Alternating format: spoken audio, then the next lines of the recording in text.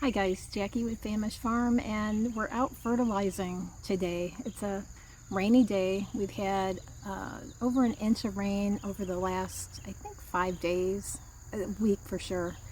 So the plants are enjoying that. The seeds that I put in a couple weeks ago, or a week ago I think, are doing fantastic. Oh, and let me apologize. This is no eyebrows, no makeup. This is just a get out here and get it done before it rains kind of day. So here's another tip. If any of you are using the fish fertilizer, and I'm sure it says it on the package, and I've heard it other YouTubers saying, don't leave it outside in the heat. Well, I thought I had it in a shady enough spot by my rain barrels, and it was not. Can you see right here?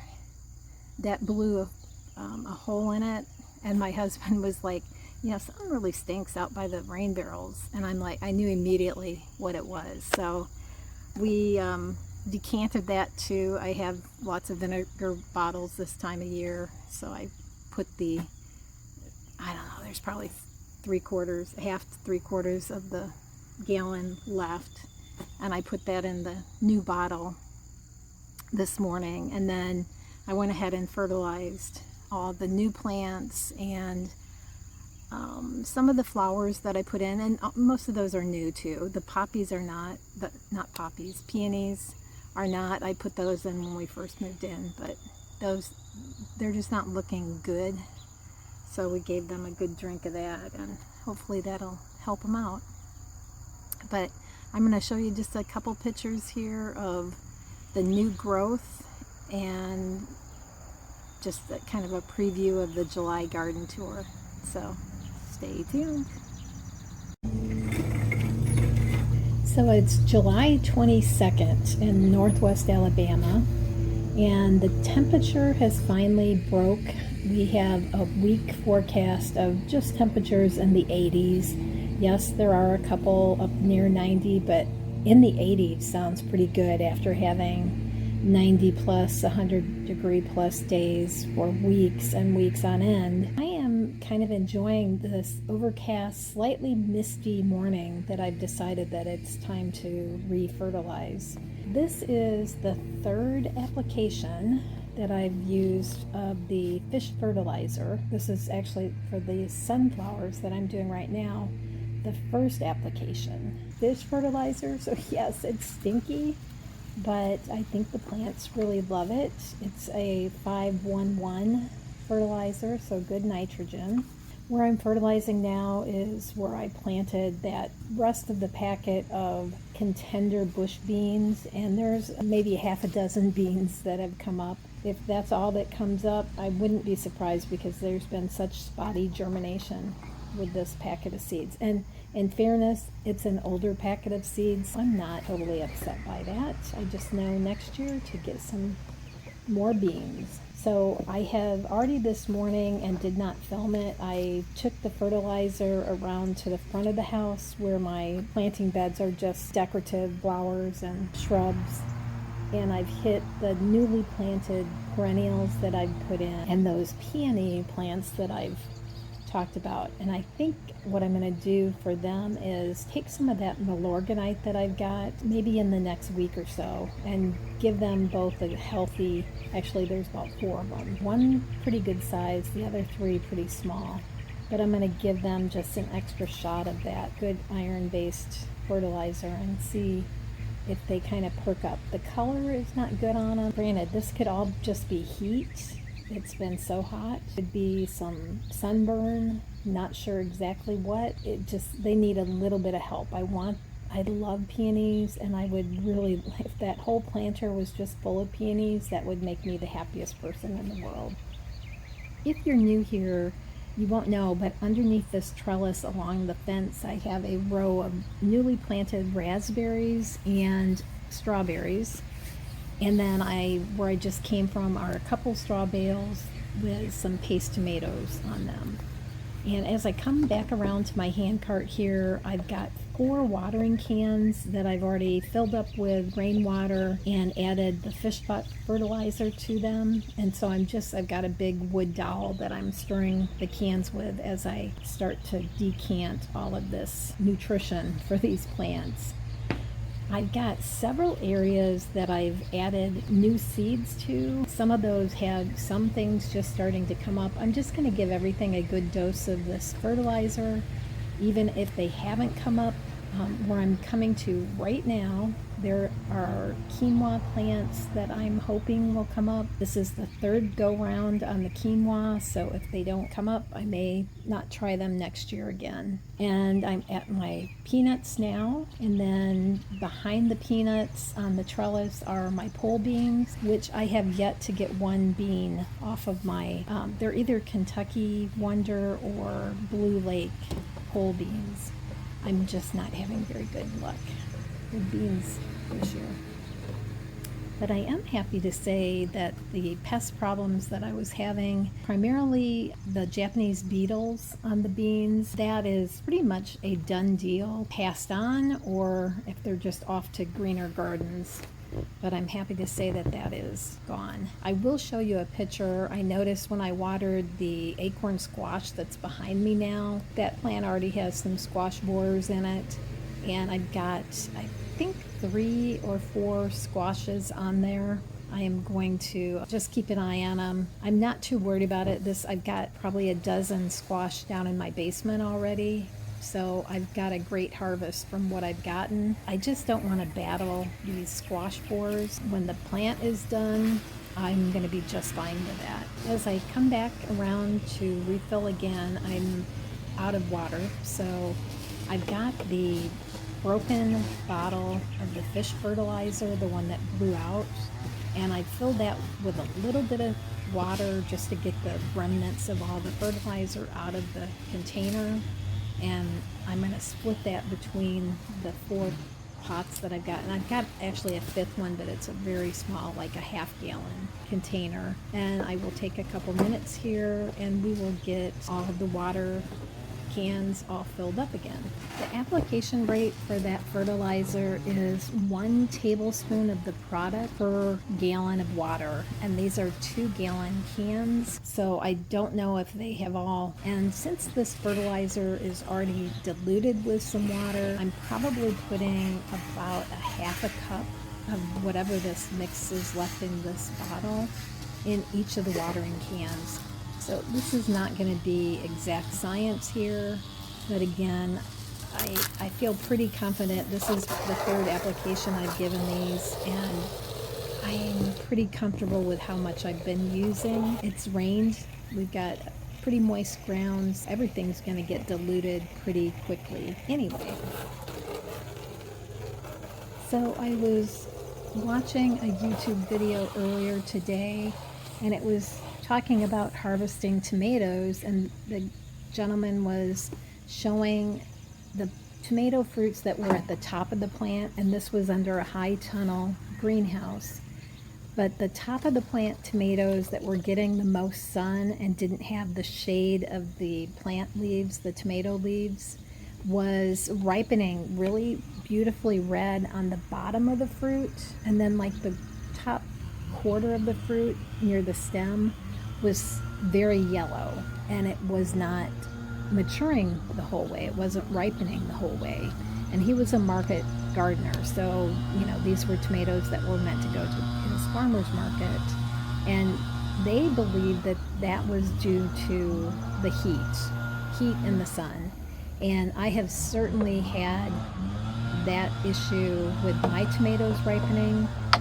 I attributed that mostly to the pest issue that I've been having. But honestly, I just think it's been a perfect storm of circumstances for the pests to become such a huge problem when everything was under so much stress from the heat. I think just all of these factors kind of snowballed to make just a mess in the garden. Even with spotty ripening and spotty germination and spores and everything happening to my plants, we're still getting a great harvest, so I don't have any complaints. I did have this weekend on Saturday, my husband and I went to our local farmers market. I'll put a little video real quick in here.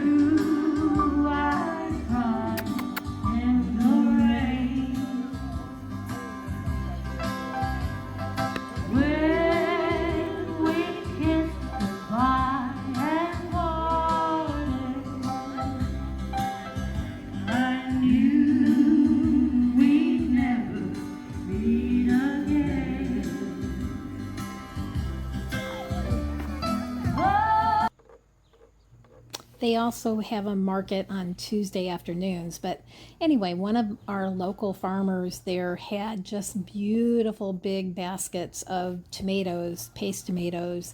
And I just went ahead and got it because I had free time that afternoon. So it's the All New Ball Book of Canning and Preserving, page 204, the oven roasted marinara sauce.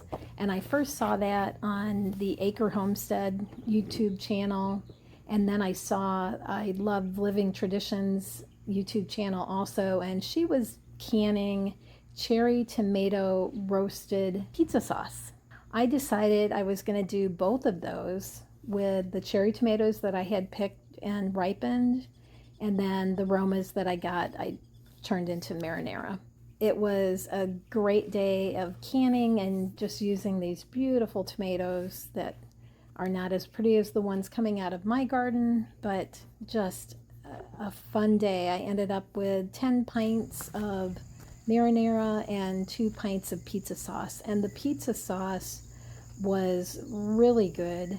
It was based on, I'm not sure of the gal's website or anything, her channel, but it's a new freezer preserving book that a lot of people are using in their videos, their canning videos, and I don't have a lot of freezer space, so I just adapted that as a canned tomato product and processed it basically for the same time as the marinara.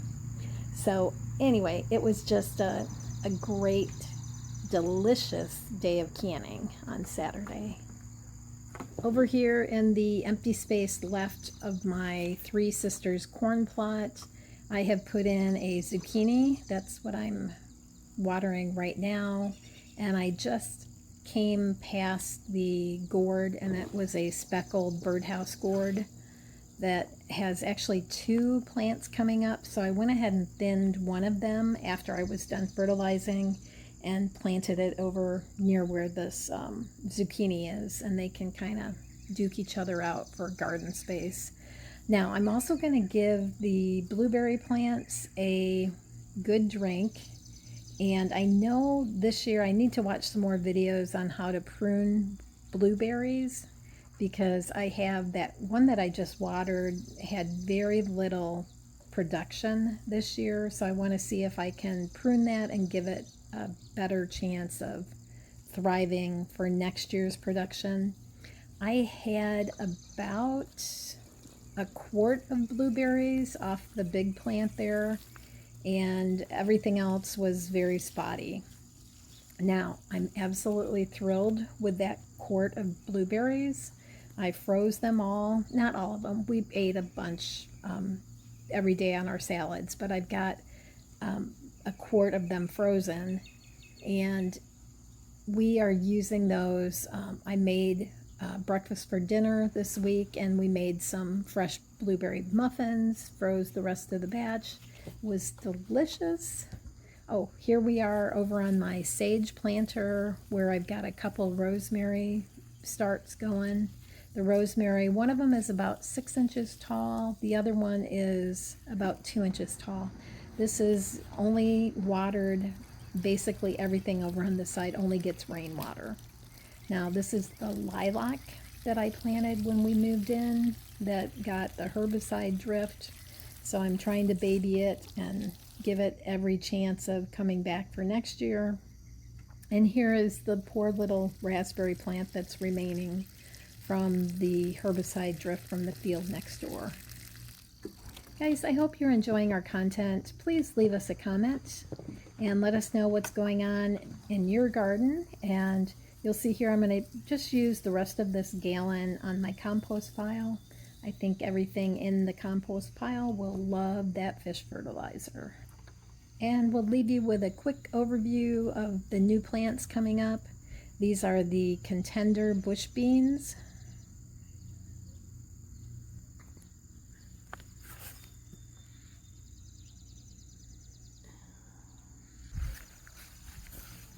The bare spot here with a bunch of tomato volunteers. It looks like nothing coming up so far. That was the quinoa. Then I planted some more black beans in here. I don't see anything coming up quite yet. That's the one plant that's still plugging away. I'm not gonna pick him yet. And then this is some more pole beans to the back over here. No germination. Oh, actually that's not pole beans, that's cucumbers, and they have not come up yet. And then over on the other side, I'll show you my squash borer damage. Yep, that happened quick. Here's the pole beans. This is behind some of the Roma tomatoes. There's 2 of them coming up, 2 or 3. It looks like 3 there coming up. And then the cherry tomatoes, this is the uneven ripening that I'm having. I just use them. I pick them. A lot of times they'll ripen fully once they're inside on the table. And there's one up top. Not very clear, sorry, it's focusing on what's behind. And here's my watermelon. And guys, I checked this out after I was done filming, and that first tendril is all browned, so I went ahead and picked it, and I'll let you know how it is. These are the gourds, and this is the zucchini. More San Marzanos. And there's that watermelon, my first watermelon.